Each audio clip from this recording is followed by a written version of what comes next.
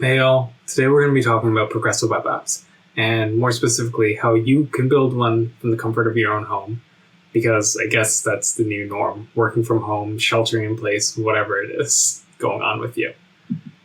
So my name is Michael Solati, and I am primarily a web developer with specifically a background mostly in Angular.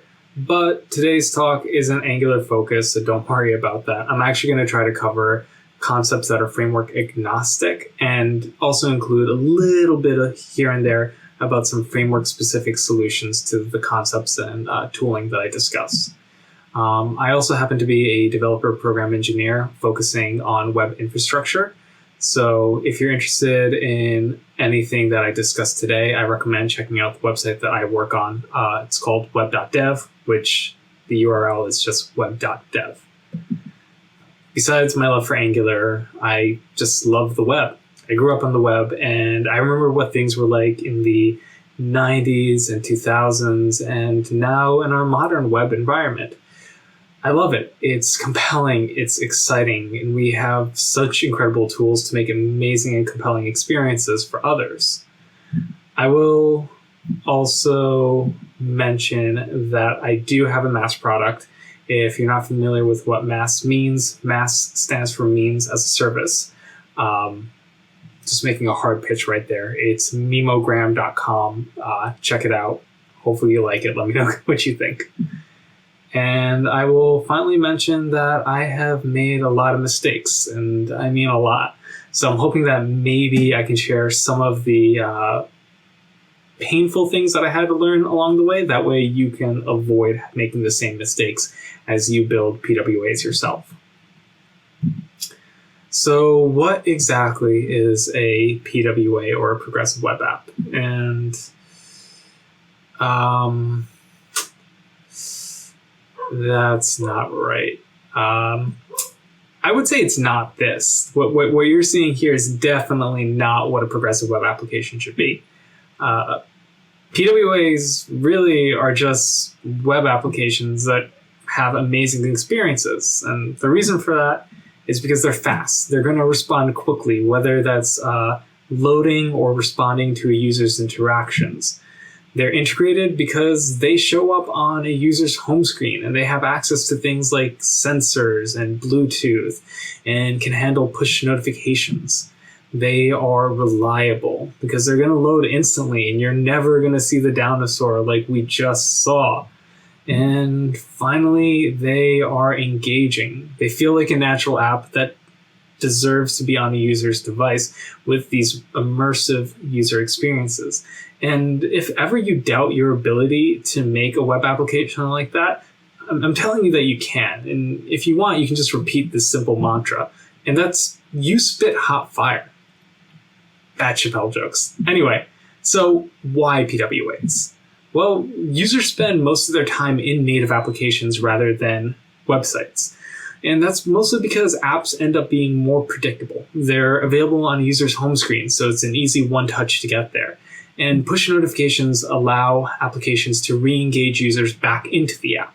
So maybe if they haven't opened the app in a while, you can just send them a notification, and that will get them back into using your app or your web experience. Another important thing is that space on the home screen is really, really valuable. Roughly 78% of the time a user spends on their phone is within their favorite 3 applications. So what we're really asking for to be an app on a user's home screen is a commitment for time and space. And this is especially important when an average user installs no new apps a month, while they are more likely to visit websites. So PWAs are essentially web applications that provide a near native experience on mobile devices. I ended up liking this quote, which I think came from the Google developers website, but building a high quality progressive web application has incredible benefits. Making it easy to delight your users, grow engagement, and increase conversions. When a progressive web app criteria are met, Chrome will actually prompt users to add the PWA to their own home screens. With tools like service workers, you can send less data on the initial page load and less data to complete transactions. With push notifications, you're able to increase engagement, allowing users to get updates, as well as your ability to re-engage users to use your application. And when users are typically averse to installing apps from the Play or App Store and rather would visit a website like Facebook, a lower barrier to entry for a website may be all you need to be a citizen on their home screen. Native apps start quickly, work in the background, and they work offline. They have access to all different types of sensors, and there's different versions for different platforms. Web applications have one incredible benefit, though, is that they have great reach because it is one site for every platform. And it can be safe, and it can handle a lot of these same features that I discussed, but we need to introduce these into our web applications to make them feel more native. So this is an experience that I think really, really describes what a good PWA would look like. And this is the Twitter web application. The application loads. Thus far, the UI looks almost identical to that you'd find on the Play Store or App Store. It feels and looks native. I'm able to attach pictures. It opens up the camera right away, and I'm able to upload images. And again, everything looks compelling. And it's a really, really good example of what the PWA is capable of. And a big thing, like one of the big things that moved me to use the PWA Twitter application rather than the native application is there was a period of time where I kept both apps installed on my phone.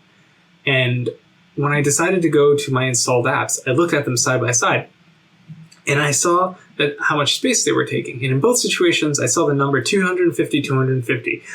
But I didn't look hard enough at it at first. I looked at it just maybe a few more seconds later, thinking, what's the difference? And I realized that the Twitter native application, while installed on my device, was taking roughly 250 megabytes of storage versus the progressive web application, which was taking 250 kilobytes of storage.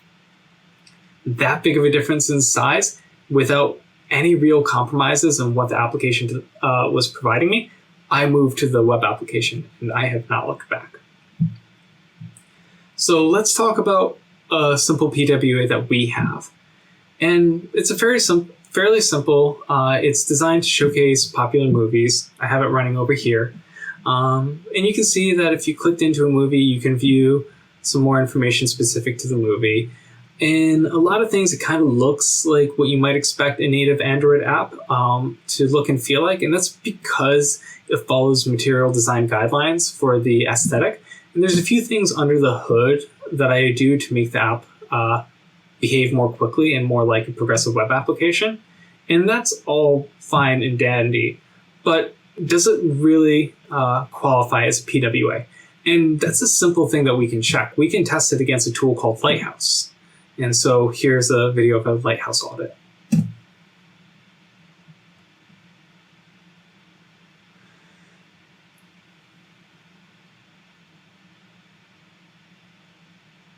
Tests are running.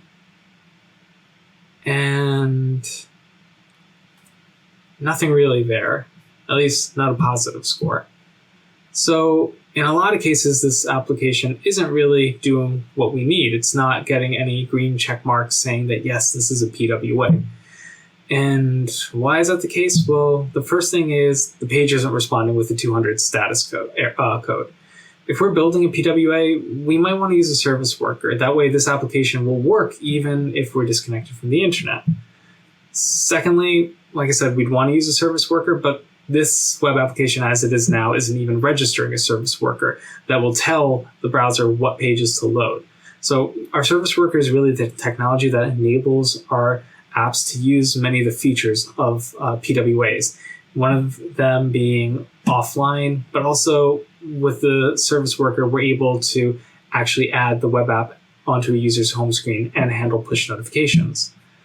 Without the web app manifest file, it doesn't really meet the requirements for installability. So browsers can actually proactively prompt users to add their web application to the user's home screen, which leads to higher engagement. It's not configured for a custom splash screen, and this is one of those things that can be set in the web app manifest file.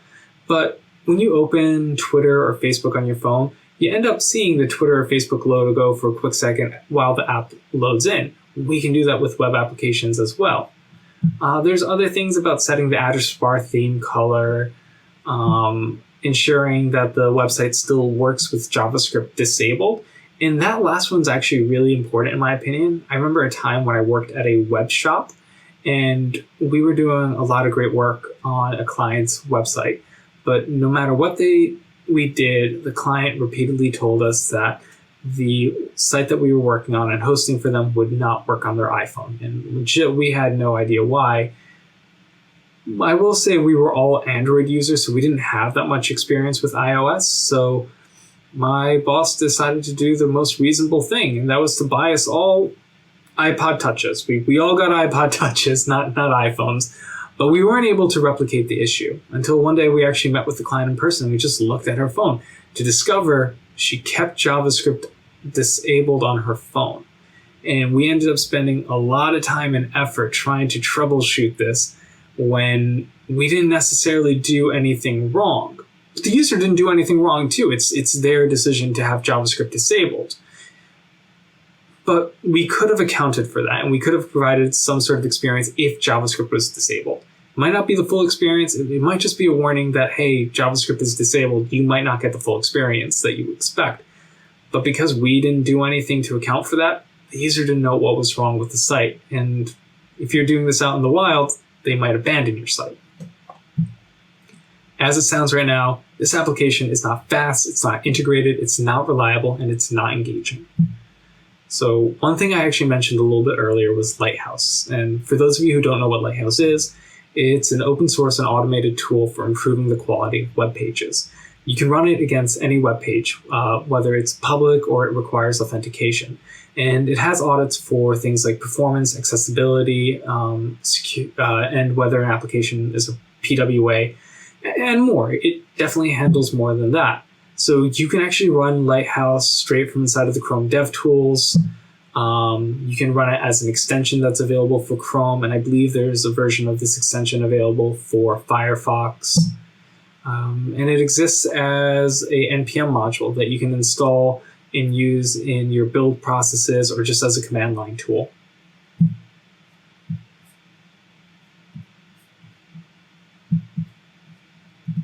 So let's make this application better. And one thing that we really want to do is we want to make sure that this application is reliable. When something's reliable, that means there really shouldn't be any surprises, like a chromosaur pop or dinosaur popping in when a user's visiting your application. So when we talk about being reliable, when the user launches the web application from the home screen, we can use service workers to improve this. And what the service worker is going to do, it's going to enable a PWA to load instantly, regardless of what the network state is. The service worker is written in JavaScript, and it's kind of like a client-side proxy and puts you in control of things like the cache and how to respond to resource requests, whether that's post, get requests, images, etc.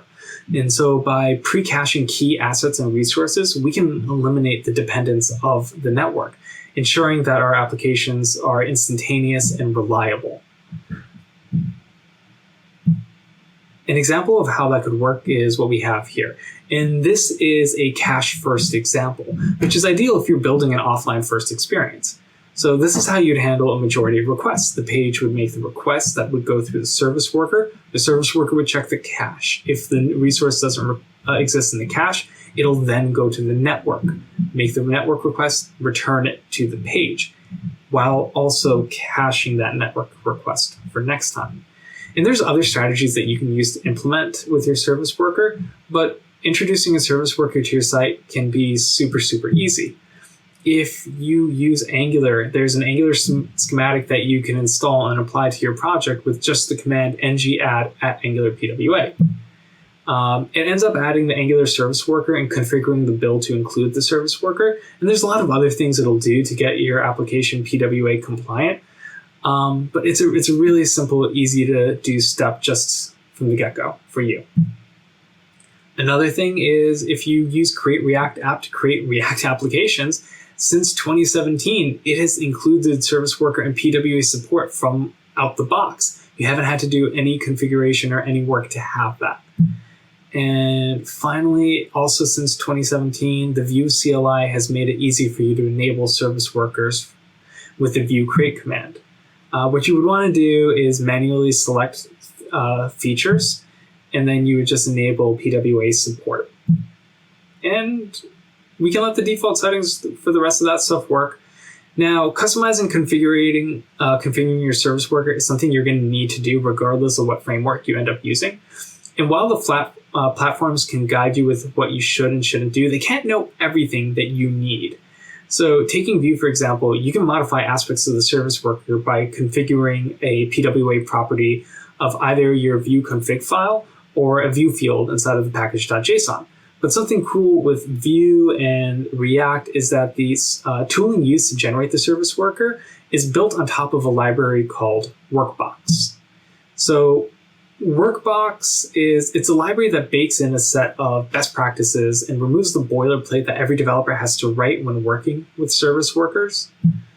And it's available on NPM. I invite you to go tinker with it and take a look at it. And on web.dev, we actually host an article about Workbox. It's written by Jeff Posnick. He's part of the Google Web Developer Relations team and specifically works on Workbox itself. So you can find the article here. I definitely recommend giving it a read if you want to get a better insight into how Workbox works.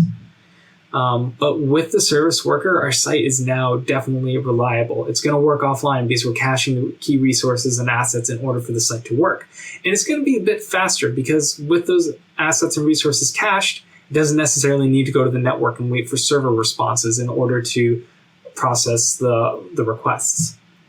So we're faster, but we want to be even faster than that. And that's important because the average load time of mobile sites is roughly 19 seconds on 3G connections. 53% of users will abandon the site if it takes longer than 3 seconds to load. And once it's loaded, users expect these sites to be fast. They don't want janky scrolling or these slow to respond interfaces.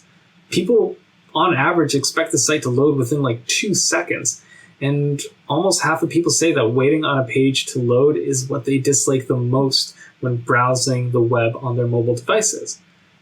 Luckily, with their service worker that we configured in the previous section, we've addressed a lot of these concerns. However, we can still optimize this initial load, parse, compute, and rendering of our web applications.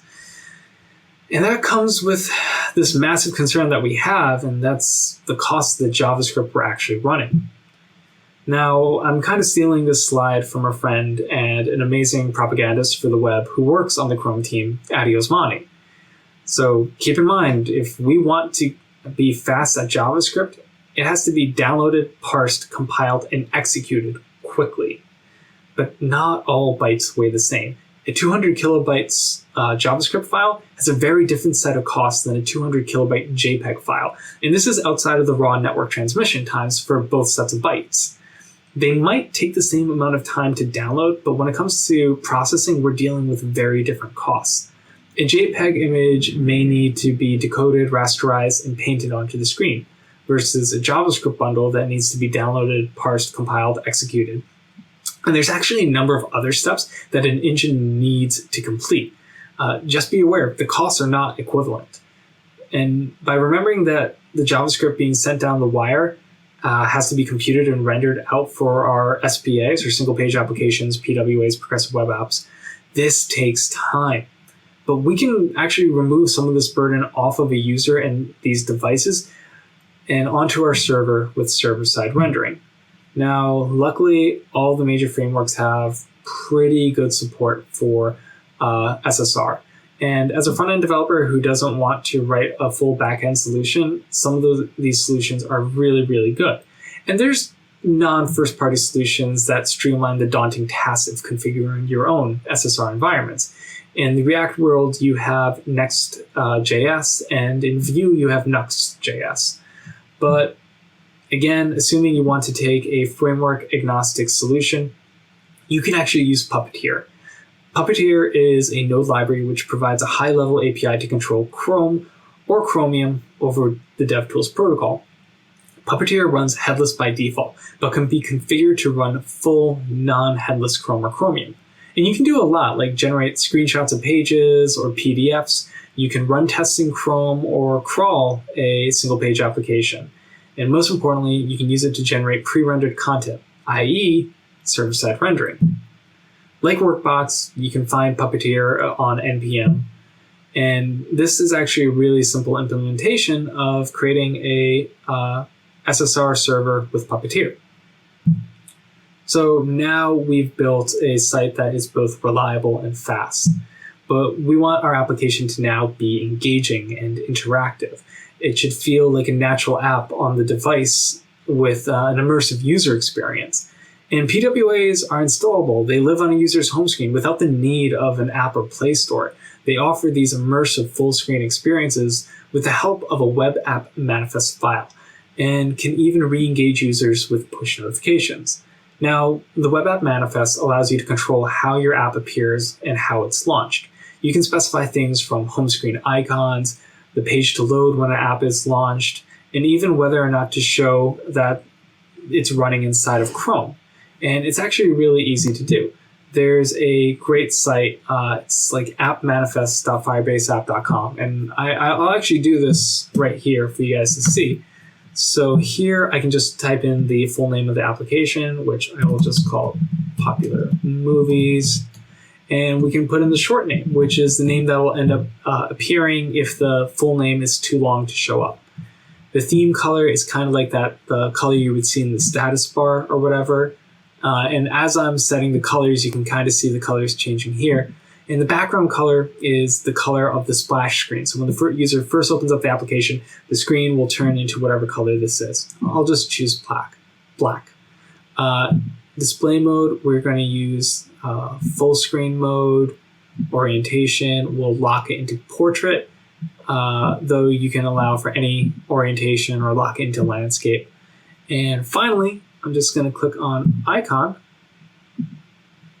and I am going to choose this app icon here. Open it, generate the zip. Oh no. Well, this might have been broken recently, but I am sure this will be up and running again. I will probably have to pass this information on. Anyway, you can generate this nice and easy. Might be broken for the time being. Hopefully it'll be fixed by the time you guys are seeing this. Until then, check out this URL to tinker with the tool. It's a great resource.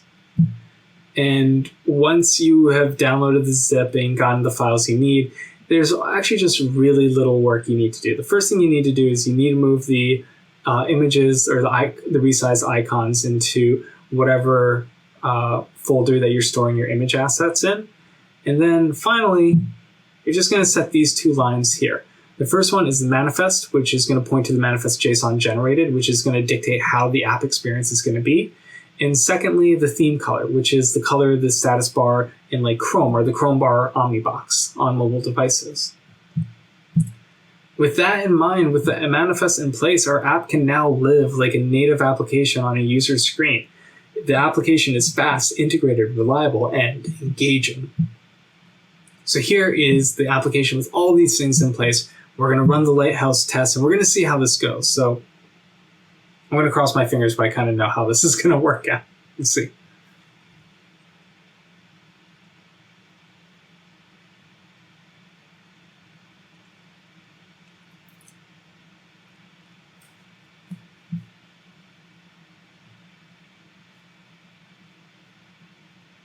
Well, there we have it. That's a lot of green. The application is doing everything it needs to. We have that green check mark knowing that our application is a PWA. If you guys want to check out the application, test it, check the source code, you can find it at pwa.otta.dev. If you want to look over the slide deck, you can find it at bit.ly/building PWAs. Camel casing it's case sensitive, so be careful with that. And finally, if you can take anything away from this talk, I will say no matter how much fun or how much we all love the Chromosaur, hopefully the Chromosaur can go the way of the dinosaur, which is to say extinct. Again, thank you. You can find me on the web on Dev2, LinkedIn, GitHub, and Twitter with just my name, Michael Solati. And adios.